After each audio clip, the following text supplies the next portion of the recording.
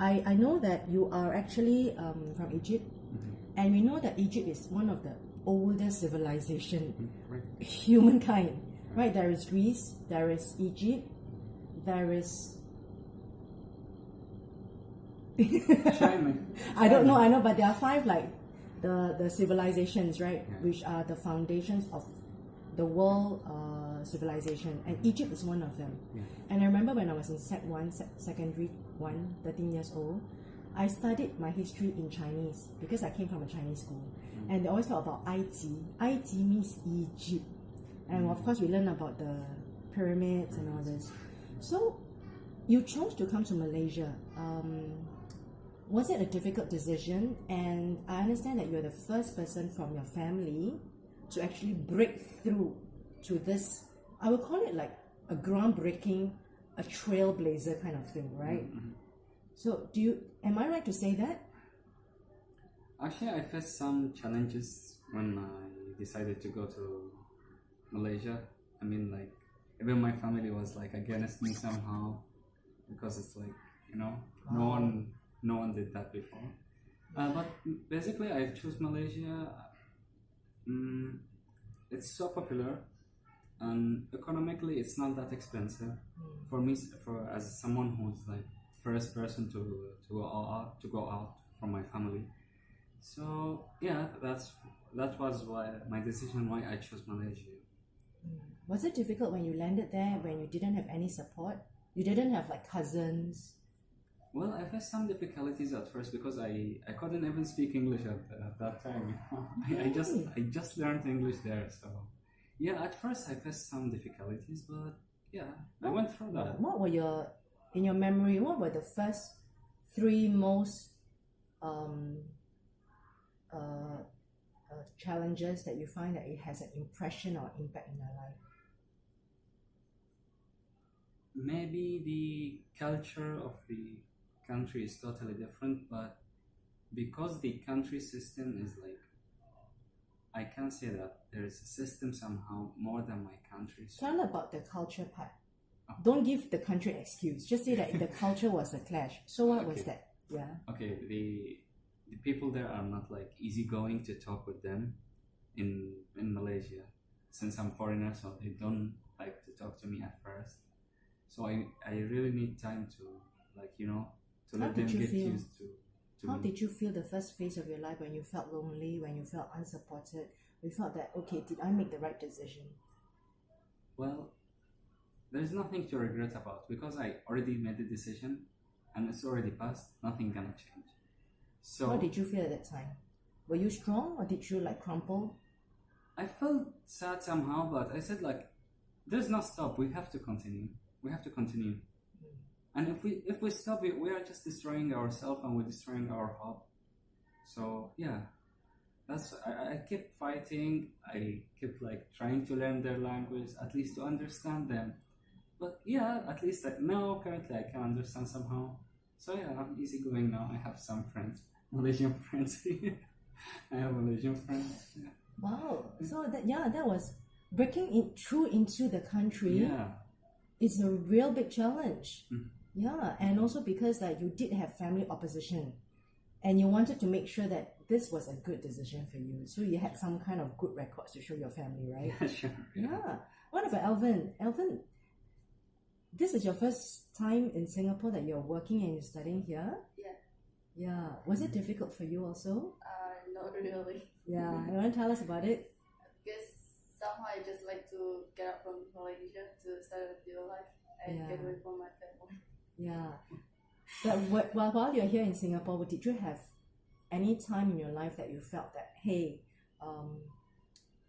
it is me versus the world mentality, and it is me like trying to take on all these challenges? Was there such a moment? No, because for me, I'm just enjoying my life. I don't take any challenges. Just face it through, because it's your life, you have to face it. If you don't face it, it's like, why don't you just stay back at your home? Don't get out from your home even. Yeah. So you guys are like taking things in your stride. Wow. It's better to do it when you're young, right? Yeah, of course. So in terms of like culture shock, like Malaysia versus Egypt, and you know Egypt is such a country that's entrenched in cultural practices, religious, conservative philosophy. So when you go to Malaysia, which is like a more moderate country, and Singapore is even a more liberal country, is there any takeaway? Is there any takeaway? Is there something to learn from, or is there something that you felt it was negative? What did you learn from both? How did you see both? Actually, for me, both are good. Tell me. Why? Because okay, for this thing in Malaysia and Singapore, I like that everyone is like in his own business. No one bothers the other person. That's seriously, I really like it. And everyone, especially here in this country, in Singapore, everyone respects the others. Whatever you are, whatever your religion is, wherever you are from. So that's a really positive point, and I think this is the point which made Singapore a developed country. The Prime Minister will love you. Who is this guy from YouTube? Come to my Prime Minister's office. Oh, yes. So yeah, I like that. Any country which is based on respect, definitely it will be a developed country. But you know, I have a feeling that even though Egypt is in Africa, right? A lot of people will think that it's part of the Middle East because it's just like the tip part of Africa. Yeah. And it is such a culture that is like in Indonesia, even though it's like a country that is very entrenched in their own religion, but yet it's so diverse because it has its own distinct culture in every part of Indonesia. Is there something that you think by breaking through your own glass ceiling, your own glass walls, by coming out of your own country, is there something you think you can bring back? That you can tell them that, hey, you know, this is something that we all should have in our country that probably will add value. Is there something? The patience and respect. What did you say that people only mind their own business? I'm like so intrigued. What's that? Well, there are some people who are nosy somehow. In your country? Yeah, in like my for country. example, if you don't mind, in general, not specific. I mean, okay. For example, when you have a problem in your own house, some of the neighbors they really want to know everything in details. Like a secret busybody. Yeah, exactly. I think this thing is there's no privacy somehow in this point. Really? Yeah, so that's the thing I really don't like it. For example, like the house has something happens, like maybe someone falls sick, is a good thing, or is it something like a husband and wife fought for us something? So I don't know why everyone has to know about it. I mean, really? Why you should include yourself and involved in it? I don't know. Really? Yeah. So now that and also because your education is in AI, and then for Alvin, you are in nursing, which is a great job, and both of you are in the social media generation, the Facebook generation. How does this technology and this window to the rest of the world that has been unprecedented impacted your lives and your view of the world, and then versus how you view your country and your culture? I mean, there are differences, there are clashes. Well, the social media is a really open gate for everyone. Everyone can really take the advantage of the social media. So for me, actually, I use the social media to make friends, whatever they are, wherever they are from. I want to understand how they think, how they live. You know, this is a chance for me. Like for example, if I'm not an active person on the social media, I wouldn't travel around. I wouldn't even know about the countries that surrounded by Malaysia. So yeah, that's the point. I mean, it's good. It's something good that I try to know other people. Is there something you've not answered? Is there something that you can bring back to your country? Well, I will try my best to implement a good system of education. Is there something that it's not working well in your country, the education? They don't know the value of education. Really? Yeah.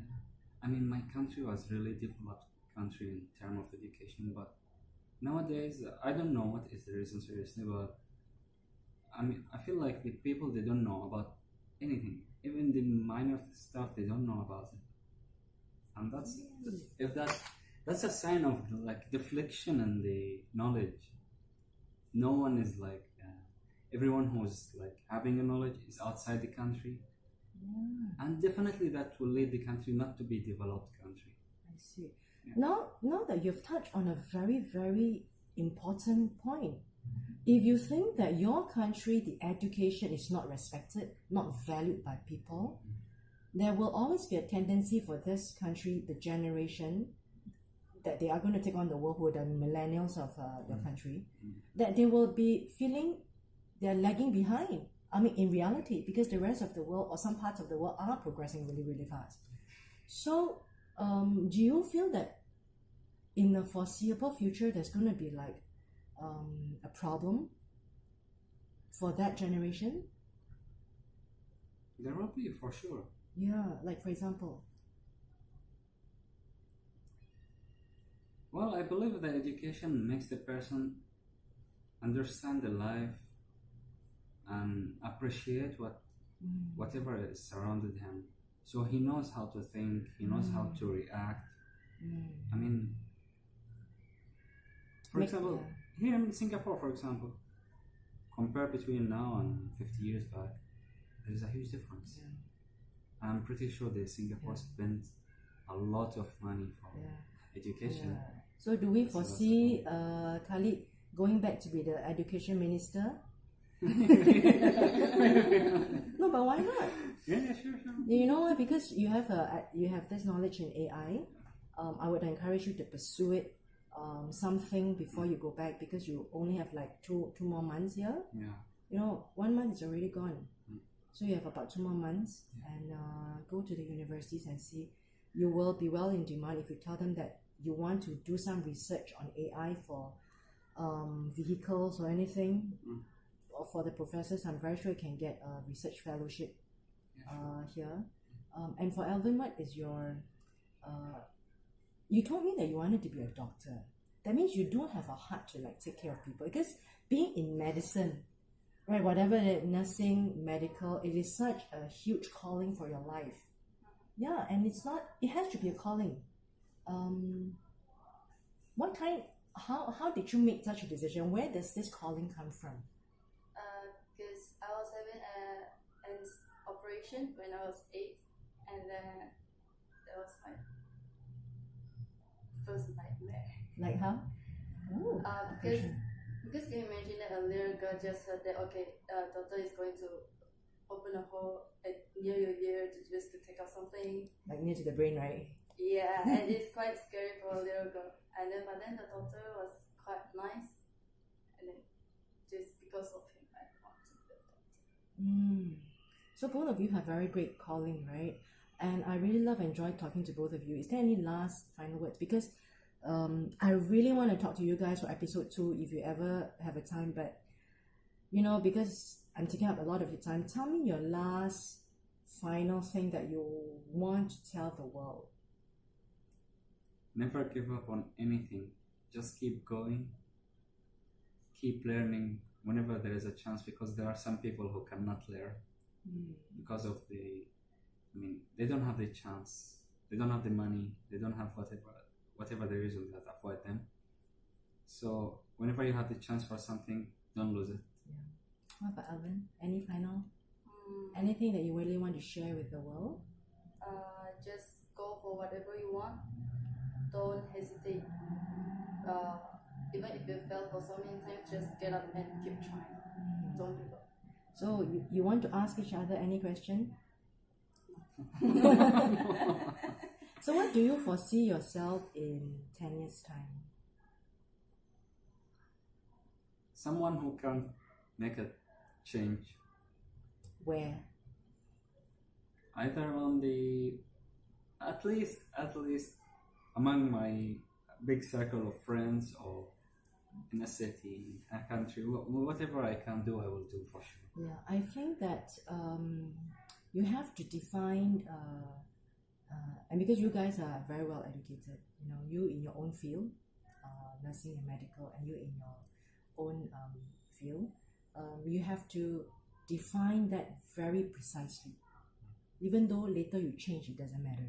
But you define what change, what impact, whom do you want to impact, where do you want to impact, what kind of impact, define that. And then you will find yourself working towards that. And my hope for the people of the country in Egypt is that I hope that that country can live up to its fullest potential.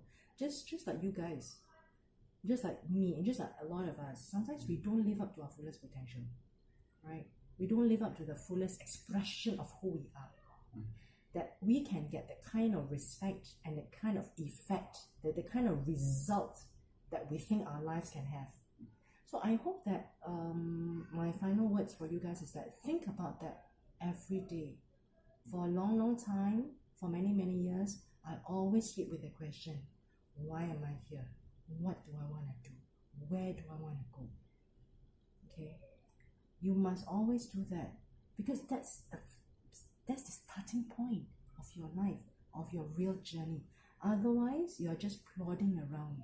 But you know, you guys, I'm very sure you have done it. That's why you're in Singapore. And that's why you're in Singapore, and you'll be going back to complete your studies. And I wish you guys well. All the best. Merci. Okay, thank you so much. Welcome.